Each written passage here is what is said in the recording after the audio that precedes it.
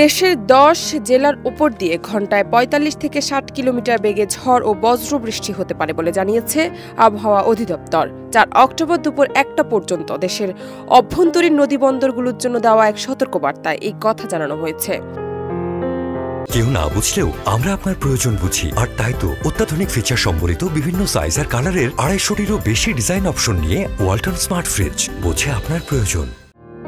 আবহাওয়াবিদ A K M. Nazmul হকের স্বাক্ষর করা বিজ্ঞপ্তিতে বলা হয়, খুলনা, বরিশাল, পটুয়াখালী, নোয়াখালী, কুমিল্লা, চট্টগ্রাম, ঢাকা, টাঙ্গাইল, ময়মনসিংহ এবং সিলেট জেলার উপর দিয়ে দক্ষিণ অথবা দক্ষিণ পূর্ব দিক থেকে ঘন্টায় ৪৫ থেকে ৬০ কিলোমিটার বেগে অস্থায়ীভাবে দমকা অথবা ঝড়ো হাওয়া বয়ে যেতে পারে।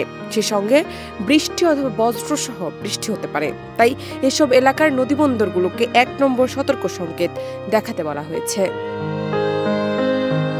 এদিকে আবহাওয়ার অপর এক বিজ্ঞপ্তিতে বলা হয়েছে, মৌসুমী বায়ুর অক্ষের বাড়তি বিহার, পশ্চিমবঙ্গ ও বাংলাদেশের মধ্যাঞ্চল হয়ে আসাম পর্যন্ত বিস্তৃত হয়েছে। এছাড়া মৌসুমী বায়ু বাংলাদেশের ওপর সক্রিয় ও উত্তর বঙ্গোপসাগরের প্রবল অবস্থায় রয়েছে। এ পরিস্থিতিতে আবহাওয়া অফিস বলছে, দেশের সব বিভাগে অস্থায়ীভাবে দমকা হাওয়া সহ হালকা থেকে মাঝারি ধরনের বৃষ্টি অথবা বজ্রসহ বৃষ্টি হতে পারে। এ সময় দেশের কোথাও কোথাও মাঝারি ধরনের ভারী থেকে অতি ভারী বর্ষণ হতে পারে। দেশের সব বিভাগেই ঝড় বৃষ্টি ও ভারী বর্ষণের এই প্রবণতা আগামী কয়েকদিন অব্যাহত থাকতে পারে বলে ধারণা করা হচ্ছে। ডেস্ক রিপোর্ট, দেশ রূপান্তর।